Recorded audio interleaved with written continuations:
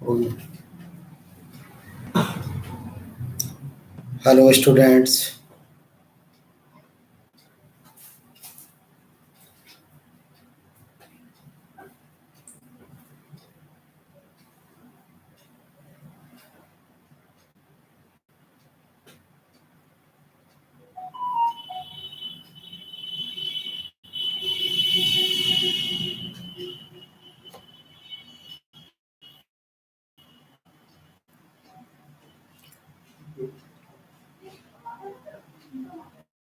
कैसे हैं आप लोग? लॉकडाउन में आप लोगों की पढ़ाई कैसी चल रही है?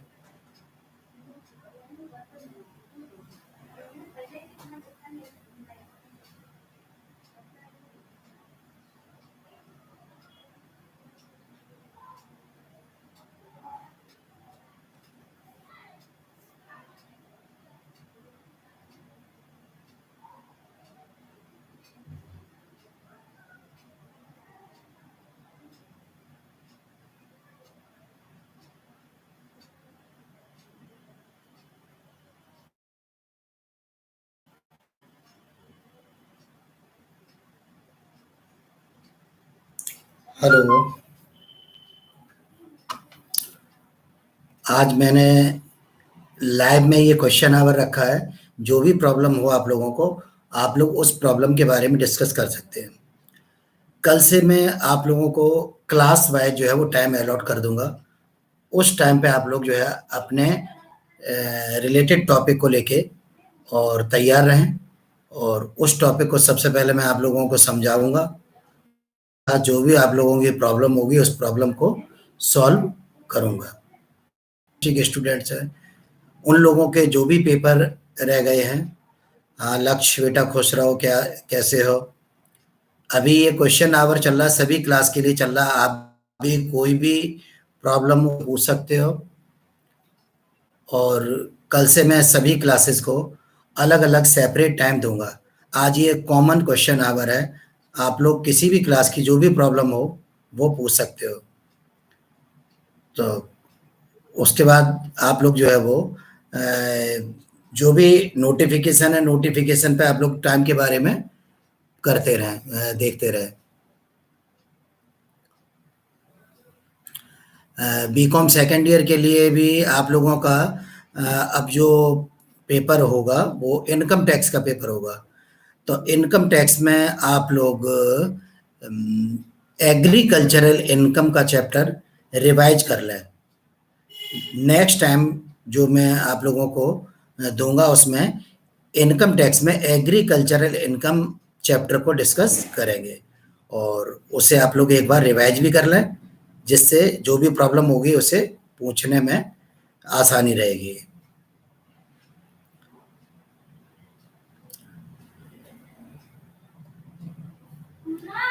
और आप लोगों के जो भी 3 पेपर हो चुके थे, चौथे पेपर की आप लोग तैयारी रखें।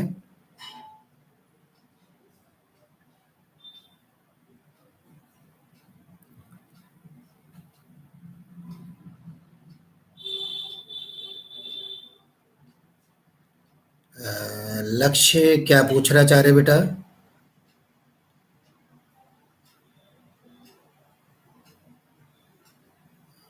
जरा दोबारा जो है वो डिस्क्रिप्शन में पढ़ना। आपने लिखा जो है, अच्छा, बीकॉम फर्स्ट ईयर के जो लोग हैं, बीकॉम फर्स्ट ईयर वाले लोग, नेक्स्ट पेपर अब आप लोगों का होगा बिजनेस रेगुलेटरी फ्रेमवर्क। और न्यूमेरिकल आप लोगों के 2 पेपर आगरा यूनिवर्सिटी के बच्चों के रह गए हैं, business statistics and business economics. खुश रहो अनुज भाई, खूब उन्नति करो। तो बिजनेस इकोनॉमिक्स में आप लोग लॉ ऑफ डिमांड और इलास्टिसिटी ऑफ डिमांड, मेरे द्वारा जो लिखी गई किताब है उसकी आप लोग स्टडी कर लें।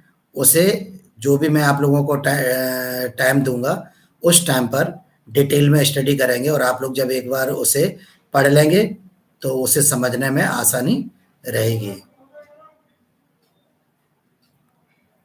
अकाउंट का एग्ज़ाम अयाना, अभी बेटा कुछ नहीं कहा जा सकता। ये एग्ज़ाम हो भी सकता है और नहीं भी हो सकता है। तो इस तरह से जो है वो, क्योंकि जो प्रपोज्ड था, जो उसमें तो उन्होंने कुछ ऐसा निकाला था कि जो 13 तारीख को पेपर हुआ था वो कैंसिल हो जाएगा, लेकिन उसके बाद कोई दूसरी सूचना नहीं आई। तो आप लोग अपनी तैयारी पूरी रखें।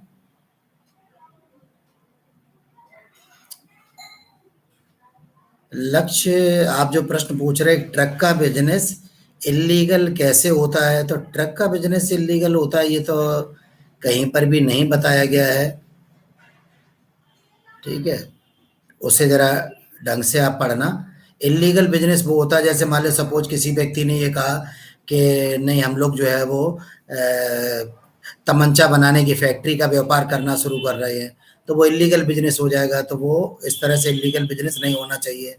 या हम लोग जो है वो इलीगल शराब बनाएंगे या कोई भी ऐसा इलीगल काम करेंगे जिसे लॉ के पॉइंट ऑफ व्यू से इलीगल माना जाता है।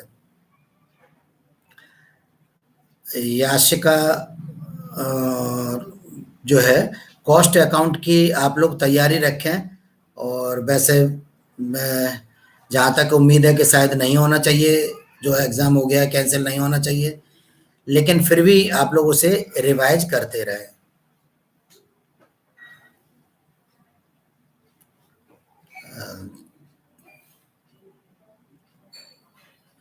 लक्ष्य, ये किस पार्ट का मेंशन कर रहे हैं बेटा?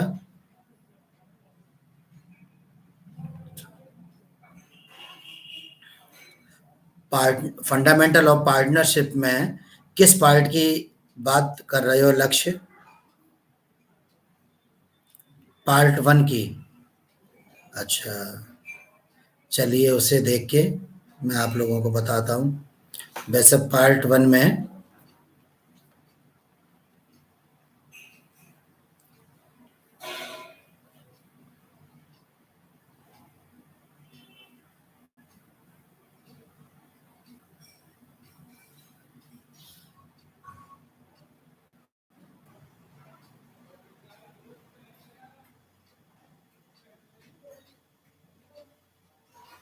हो चुके हैं, तथा कॉमर्स के डिफरेंट टॉपिक्स पर मैंने 30 से अधिक जो है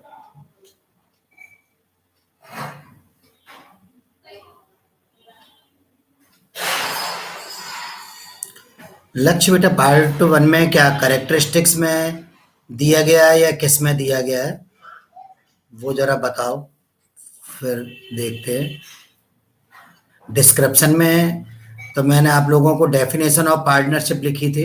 partnership is the relation between persons who have agreed to share the profit of a business carried on by all or any one of them acting for all. This definition given in section 4 of Indian partnership act 1932। तो first characteristics of partnership में मैंने आप लोगों को बताया था association of two or more person. Second था agreement amongst partner. Third था carrying on a business. Four है लॉफुल और legal business from the firm. Next है प्रॉफिट शेयरिंग। और business can be carried by all partners or any one of them acting for all. तो इसमें ये truck वगैरह का तो कुछ आया नहीं। लॉफुल बिजनेस में लॉफुल और legal business of the firm लिखा हुआ है। Point number 4 characteristics of partnership में लॉफुल और legal business of the firm लिखा हुआ है करेक्टरिस्टिक्स में, कि पार्टनरशिप डीड में जो बिजनेस होना चाहिए वो हमारा लॉफुल होना चाहिए, जिसके लिए कोई भी पार्टनर या कोई भी पार्टी किसी भी तरह से अगर पीड़ित पक्षकार है तो वो कोर्ट में जा सके और अपनी बात कह सकते हैं। अब वो उसमें इलीगल बिजनेस क्या होता है कि सपोज जैसे मान लो आपने किसी अपने फ्रेंड से ये कहा कि आप हमें एक तमंचा ला के दे दो, और उसने तमंचा आपको ला के दे दिया, आप उसके पैसे नहीं दे रहे, तो आपका फ्रेंड कोर्ट में नहीं जा सकता है, तो वो इलीगल हो जाएगा। तो लॉफुल होना चाहिए जिसमें कि कोई भी पक्षकार, सभी पार्टनर, सप्लायर, कस्टमर वगैरह, सोसाइटी का कोई भी पर्सन कोर्ट में किसी भी पीड़ा के लिए या किसी भी दिक्कत के लिए कोर्ट जा सके, वो हमारा लॉफुल होता है, लीगल और लॉफुल।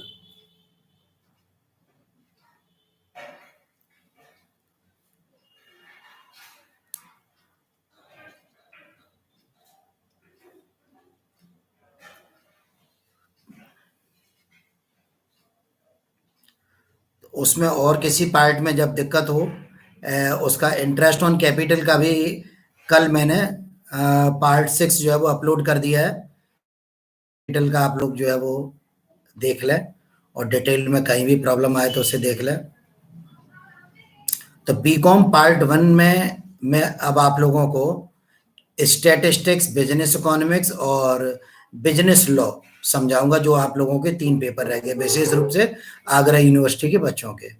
और बीकॉम सेकेंड ईयर में आप लोगों को इनकम टैक्स की तैयारी रखनी है। तो इनकम टैक्स में आप लोग नेक्स्ट जो भी मैं टाइम दूंगा उसमें एग्रीकल्चरल इनकम वाला चैप्टर आप लोगों को समझाऊंगा, लेकिन आप लोग एक बार उस चैप्टर को रिवाइज कर लें, एक बार पढ़ लें उस चैप्टर को। बीकॉम थर्ड ईयर में मैं आप लोगों को शेयर वाला, शिवम खुश रहो बेटा, शिवम शर्मा, बहुत देर में आप लोग कनेक्ट हो रहे हो, आप लोग जो भी टाइम दिया करो उस टाइम पर कनेक्ट हो जाया करो। शिवम शर्मा, अब आप लोग जो है लॉ, बिजनेस इकोनॉमिक्स में लॉ ऑफ डिमांड और इलास्टिसिटी ऑफ डिमांड, मांग का नियम और मांग की लोच, ये 2 चैप्टर आप लोग पढ़ लें। नेक्स्ट लाइव में मैं आप लोगों को इन्हीं 2 चैप्टर को डिटेल में समझाऊंगा। जैसे कि लॉ ऑफ डिमांड क्या होता है, what is law of demand, मांग का नियम क्या होता है। Law of demand describe the relationship between demand and its price. It shows that there is inverse relationship between price and demand. मांग का नियम किसी वस्तु की मांग और उसके मूल्य में संबंध को प्रदर्शित करता है, और ये बताता है कि अगर किसी वस्तु का मूल्य बढ़ता है तो उसकी डिमांड कम हो जाती है, और अगर उस वस्तु का मूल्य कम होता है तो उसकी डिमांड बढ़ जाती है। तो law of demand describe the relationship between price and demand inverse. If the price of a commodity increased, its demand will be decreased. On the other hand, if the price of the commodity increased, its demand will be decreased. तो generally जो price होता है और जो commodity की demand होती है उसमें इनवर्स रिलेशनशिप भी होती है, विपरीत संबंध होता है। अगर मूल्य बढ़ता है तो मांग कम हो जाती है, और अगर मूल्य कम होता है किसी वस्तु का तो उसकी मांग बढ़ जाती है। तो इस तरह से आप लोग लॉ ऑफ डिमांड और इलास्टिसिटी ऑफ डिमांड, ये 2 चैप्टर बिजनेस इकोनॉमिक्स में अच्छी तरह से पढ़ लें। नेक्स्ट उसमें मैं आप लोगों को लॉ ऑफ डिमांड और इलास्टिसिटी ऑफ डिमांड समझाऊंगा। और स्टैटिस्टिक्स में आप लोग मीन, मोड, मीडियन वगैरह कंप्लीट कर लें।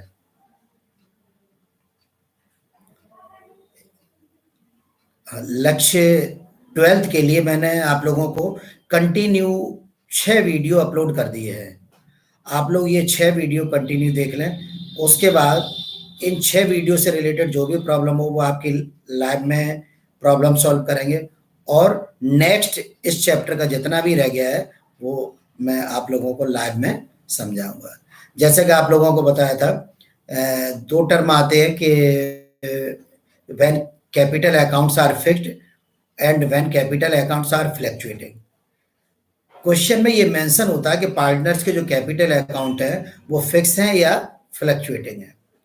अगर पार्टनर्स की कैपिटल फिक्स क्वेश्चन में मेंशन है तो उसे फिक्स मानेंगे, और कैपिटल अकाउंट में केवल कैपिटल की वैल्यू ही आती है, और जितने भी अदर एडजस्टमेंट्स होते हैं जस्ट लाइक प्रॉफिट डिवीजन है, सैलरी है, कमीशन है, इंटरेस्ट ऑन कैपिटल है, इंटरेस्ट ऑन ड्राइंग्स है, ये सभी पार्टनर्स करंट अकाउंट में चले जाते हैं।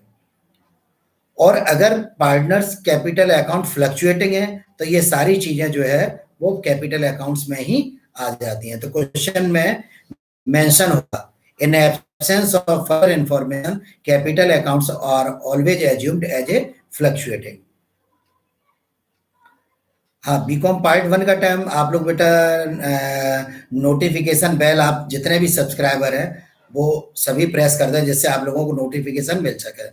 और बीकॉम पार्ट 1 का टाइम भी शाम के टाइम में बेटा रखेंगे, सभी लोगों को टाइम शाम को 3 बजे के बाद देंगे, और जो भी टाइम होगा वो सभी बच्चों से डिस्कस करके आप लोगों को टाइम दे देंगे। तब तक आप लोग लॉ ऑफ डिमांड, मांग का नियम, और इलास्टिसिटी ऑफ डिमांड, मांग की लोच, ये 2 चैप्टर बिजनेस इकोनॉमिक्स में पढ़ लें। इन्हें डिटेल में लैब में आपको जाएंगे।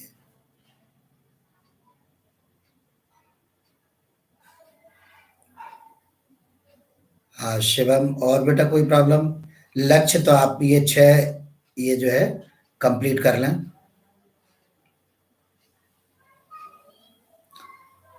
जैसे एग्रीकल्चरल इनकम के बारे में बीकॉम सेकेंड ईयर में आप लोगों को बताया था कि the income which has received after conducting the all primarily agricultural activity non as agricultural activity. ऐसी कृषि आय जो कृषि संबंधी समस्त प्रारंभिक क्रियाओं को करने के पश्चात प्राप्त हुई है, उसे कृषि आय कहते हैं।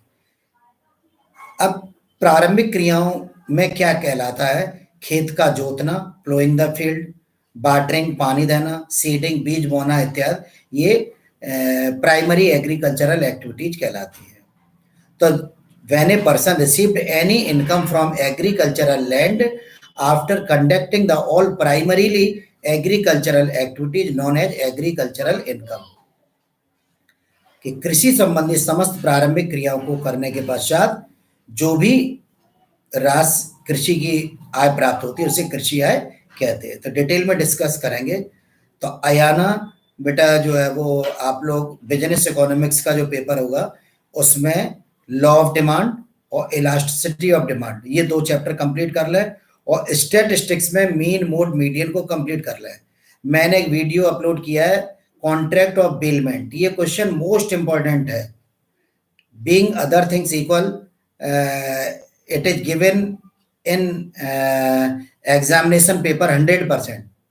बेलमेंट एग्रीमेंट आप लोगों ने पढ़ लिया उसे कि नहीं पढ़ लिया? बेलमेंट को समझाया था मैंने आप लोगों को, वीडियो में भी बताया है, वीडियो को आप लोग देख सकते हैं। Bailment agreement,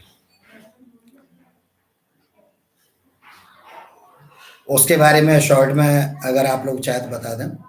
when a person deliver any movable goods to another person for the change of size, shape, color, utility, etc., then it is known as contract of bailment। जब कोई व्यक्ति अपनी किसी चल संपत्ति को या चल वस्तु को किसी अन्य व्यक्ति के हाथों में इस उद्देश्य से सुपुर्द या डिलीवर करता है कि वो उसके आकार, प्रकार, रंग, रूप, गुण आदि में परिवर्तन कर दे, तो उसे कॉन्ट्रैक्ट ऑफ बेलमेंट, निक्षेप अनुबंध कहा जाता है। फॉर एग्जाम्पल, जैसे मैंने आप लोगों को बताया था, हम लोग टेलर के पास कपड़े डालने जाते हैं सिलने के लिए, तो कपड़े क्या है, मूवेबल है या नहीं है? मूवेबल गुड्स है, तो ये मूवेबल गुड्स हो गया। उसके बाद में उसे जब हम टेलर के पास डालने जाते हैं तो टेलर उसकी फॉर्म में चेंज कर देता है। जैसा शर्ट के लिए कपड़ा डालने गए तो वो शर्ट सिल के दे देता है, ठीक है। हम लोग जैसे गेहूं को चक्की पे डालने जाते हैं तो गेहूं डाल के आते हैं और चक्की वाला हम लोगों को क्या वापस करता है? आटा वापस करता है। तो ये क्या हो गया हमारा? Bailment agreement. The person who deliver the goods to another person non as bailer, यानी अगर टेलर वाले एग्जाम्पल से ले लें तो हम लोग बेलर हो जाएंगे। On the other hand, the person who received the movable goods for change the size, shape, colour, utility etcetera, then it is known as bailee. तो टेलर वाले एग्जाम्पल से टेलर जो है वो क्या हो जाएगा? बेली हो जाएगा। पार्ट 3 के बच्चों को नेक्स्ट टाइम में आप लोगों को शेयर कैपिटल वाला चैप्टर समझाऊंगा। जैसे शेयर क्या होते हैं? What is share? Share is a small part of companies capital. Company की जो पूंजी होती है उसका एक छोटा सा जो हिस्सा होता है उसे शेयर कहते हैं। There are 2 types of share. Share 2 प्रकार के होते हैं, equity shares and preference shares. Equity shares are those shares who have redeemed at the time of dissolution of the company. Equity share जो है कंपनी, इक्विटी शेयर्स का जो payment होता है वो कंपनी के द्वारा जब कंपनी का समापन होता है, कंपनी जब बंद होती है, केवल उसी समय किया जाता है, उससे पहले उनका पेमेंट नहीं किया जाता है। While the preference shares are paid during the course of company's life. Company अपने जीवन काल में उन शेयर्स का पेमेंट कर भी सकती है और नहीं कर सकती है। There are so many types of preference shares, for example cumulative preference share, non-cumulative preference shares, participating preference shares, not participating preference share, convertible preference share, not convertible preference share, redeemable preference share, redeemable preference shares। तो इस तरह से ये थोड़ा आप लोग देख लें, उसके बाद प्रेफरेंस शेयर वाला चैप्टर कंप्लीट करते हैं। तो अब आप लोग लॉकडाउन में काफ़ी राहत है, तो आप लोग पढ़ना शुरू कर दें और जो भी प्रॉब्लम आएगी वो आप लोग विदाउट एजिटेशन डिस्कस कर सकते हैं। तो आज के लिए इतना ही। जो भी प्रॉब्लम है आप लोग नेक्स्ट सेशन के लिए निकाल के रखें, और जो भी टॉपिक मैंने आप लोगों को बताए हैं, ये जो शेयर कैपिटल का जो चैप्टर पढ़ाएंगे ये 12th के बच्चों के लिए भी यूजफुल है। 12th के बच्चों की जो कंपनी वाली बुक है उसमें फर्स्ट चैप्टर ये कंपनी में शेयर कैपिटल का ही आता है। तो 12th के बच्चे भी उसे देखें और बीकॉम फाइनल के बच्चे भी देखें। तो बीकॉम फाइनल के बच्चे जो मेरे द्वारा लिखी गई किताब है कॉरपोरेट अकाउंट की, उसके फर्स्ट चैप्टर की स्टडी कर लें। उसमें के बाद आप लोगों को शेयर से रिलेटेड जो भी अकाउंटिंग ट्रीटमेंट होते हैं वो आप लोगों को बताऊंगी। ये लक्ष्य बेटा आपने पूछा, how to identify capital account fixed or fluctuating in absence of further information. Capital accounts of partners assumed as a fluctuating and all adjustment related to partners capital account write in partners capital account। Question में कहा जाएगा कि partners के जो capital account है वो fixed है या फ्लक्चुएटिंग है। अगर कुछ भी नहीं कहा जाता तो फ्लक्चुएटिंग मानते हैं, उस केस में करंट अकाउंट खोलने की कोई भी जरूरत नहीं है।